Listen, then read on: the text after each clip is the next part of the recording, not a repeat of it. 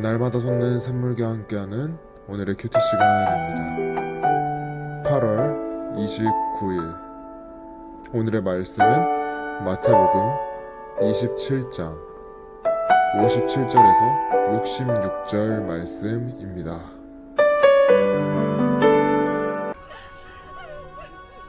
저물었을 때 아리마다의 부자 요셉이라 하는 사람이 왔으니 그도 예수의 제자라. 빌라도에게 가서 예수의 시체를 달라 하니 이에 빌라도가 내주라 명령하거늘 요셉이 시체를 가져다가 깨끗한 세마포로 싸서 바위 속에 반 자기 새 무덤에 넣어두고 큰 돌을 굴려 무덤 문에 놓고 가니 거기 막달라 마리아와 다른 마리아가 무덤을 향하여 앉았더라. 그 이튿날은 준비일 다음 날이라. 대제사장들과 바리새인들이 함께 빌라도에게 모여 이르되 주여, 저 속이던 자가 살아있을 때에 말하되 내가 사흘 후에 다시 살아나리라 한 것을 우리가 기억하노니 그러므로 명령하여 그 무덤을 사흘까지 굳게 지키게 하소서. 그의 제자들이 와서 시체를 도둑질하여 가고 백성에게 말하되 그가 죽은 자 가운데서 살아났다 하면 후의 속임이 전보다 더 클까 하나이다. 빌라도가 이르되 너희에게 경비병이 있으니 가서 힘대로 굳게 지키라.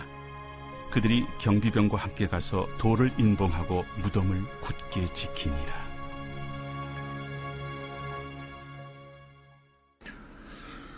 오늘도 말씀을 통해 하나님의 은혜가 우리 가운데 넘치기를 소망합니다. 오늘 본문은 예수님의 장례에 대한 이야기로 크게 두 가지 내용으로 볼 수가 있습니다. 하나는 예수님의 시신이 아리마대 부자 요셉이라는 사람의 무덤에 장사되었다는 것이고, 또 하나는 예수님의 부활을 감시하기 위해 경비병을 배치하고 그 무덤을 봉인시켰다는 것입니다. 그러나 이 두 가지 사건은 그리스도의 부활이 역사적 사건임을 증명하는 중요한 자료가 되었습니다. 본문은 크게 네 가지로 구분할 수 있는데, 첫 번째, 곧 시신 인계에 대한 요청, 그리고 새 무덤에 안치되는 예수 그리스도, 그리고 대제사장들과 바리새인들의 방문, 그리고 무덤을 경비하는 군인들의 상황 등입니다. 저자 마태는 요셉을 아리마대의 부자라고 소개하고 있습니다. 아리마대는 예루살렘과는 다른 지역으로 어디인지 정확히 밝혀지지 않았지만 그 뜻이 고원, 고지대라는 것을 미루어 보아 예루살렘에서 약 32km 정도 떨어져 있는 에브라임 산지에 있는 라마다임일 것으로 학자들은 보고 있습니다. 그 당시 유대인들은 메시아의 때가 도래하기를 고대하며 사후에라도 그때를 대비하기 위해 예루살렘 근방에 자기 가족 묘를 마련해 두었다고 학자들은 말합니다. 지방에 거주하면서 그런 무덤을 예루살렘에 둔 사실을 보아서라도 그는 상당한 부자임을 우리는 알 수가 있습니다.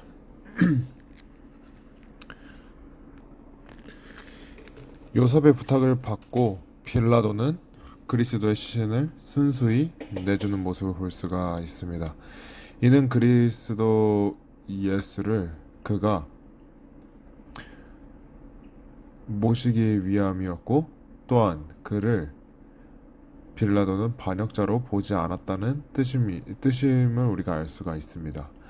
물론 백부장을 통해 이미 사망했음을 확인한 뒤에 내준 것이지만 요셉 혼자 그리스도의 장례를 치르지 못했기에 빌라도는 그를 도와주는 모습을 볼 수가 있습니다.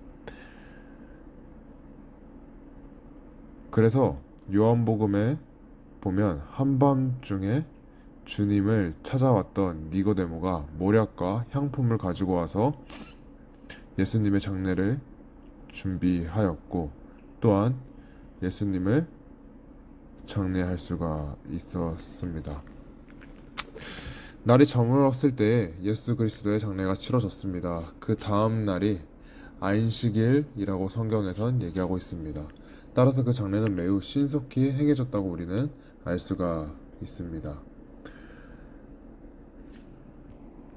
장례가 치러지고 예수님이 묻히고 사람들은 모두 예수님을 서서히 잊어가며 예수님의 말을 잊었습니다. 하지만 잊지 아니하는 사람들이 있었으니 바로 대제사장들과 바리새인들이었습니다. 제자들이 시신을 훔쳐갈지 모르니 그 무덤을 지켜야 한다는 것은 그들이 주님의 부활을 염려하고 있었고 만일 그런 일이 일어나더라도 방비하자는 계획이었던 것입니다. 두 집단은 서로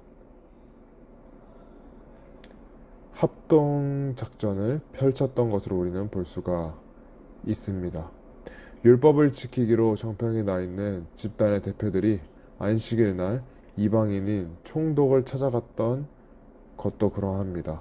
몸을 더럽히지 않기 위해 안식일을 전날에도 총독 관저에 얼씬도 안 했던 그들이 예수님의 부활이 두려워서 총독을 찾아갔던 것입니다. 그들의 사명은 바로 부활을 막아라 였던 것입니다. 오늘 본문의 외형은 비슷하지만 전혀 다른 부류의 사람을 볼 수가 있습니다. 한 부류는 자신의 손해나 위험을 안고 담대하게 예수님을 장사하려는 자신의 것을 내려놓은 아리마대 요셉과 니고데모 같은 사람이고, 또 한 부류는 끝까지 진리를 배척하고 부정하는 유대 종교 지도자들인 사람들입니다. 두 부류 다 기득권을 누리던 그 당시 종교 지도자들이었습니다. 요셉은 부자로서 실은 자신의 입지를 굳혀야 하는 사람이었습니다. 하지만 그보다 하나님의 나라를 최우선에 두었던 것입니다. 누가복음에 따르면 그는 선하고 의롭고 하나님의 나라를 기다리는 사람이었다라고 말씀하고 있습니다. 이처럼 시선이 하늘에 있는 사람과 땅에만 머물러 있는 사람은 동일한 사건조차 반응하는 태도가 너무 다름을 우리는 볼 수가 있습니다. 예수님께서 돌아가시자 빌라도는 두 종류 사람의 방문을 받았습니다. 예수님의 시신을 모셔서 장례를 치르려는 사람과 자신들이 주님을 죽여놓고 그것을 안심이 되도록 행동을 하며, 또한 그것으로 안심이 안 되었던지 만이 하나라도 예수님께서 부활하실 것을 막으려는 사람들이었습니다. 이것을 보면 우리는 생각할 수 있습니다. 대표적인 의인과 악인의 대비되는 모습이라는 것을 우리는 알 수가 있는 것입니다. 하늘 나라를 기다리며 사는 사람이 의인이라면 자신이 소유한 세상의 것에 마음을 쏟느라 거기에 전념하는 사람을 우리는 악인이라 볼 수가 있습니다. 결국 우선순위의 문제라고 우리는 생각해 보아야 됩니다. 자기 자신만을 위하여 살 것인가, 진리와 선을 따라 살 것인가, 우리는 선택을 해야 되는 것입니다. 우리는 우선순위를 확실히 해야 되는 것입니다.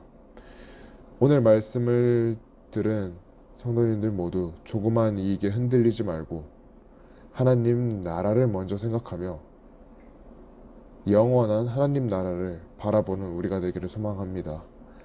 썩어 없어질 이 땅의 것이 아니라 영원한 하나님 나라, 그 나라를 소망하며 살아갈 수 있는 우리 모두가 되기를 주님의 이름으로 소망합니다. 네, 우리 이 시간 사도신경하심으로 우리의 신앙을 고백하도록 하겠습니다. 전능하사 천지를 만드신 하나님 아버지를 내가 믿사오며 그 외아들 우리 주 예수 그리스도를 믿사오니 이는 성령으로 잉태하사 동정녀 마리아에게서 나시고 본디오 빌라도에게 고난을 받으사 십자가에 못 박혀 죽으시고 장사한 지 사흘 만에 죽은 자 가운데서 다시 살아나시며 하늘에 오르사 전능하신 하나님 우편에 앉아 계시다가 저리로서 산자와 죽은 자를 심판하러 오시리라. 성령을 믿사오며 거룩한 공예와 성도가 서로 교통하는 것과 죄를 사하여 주시는 것과 몸이 다시 사는 것과 영원히 사는 것을 믿사옵나이다. 아멘.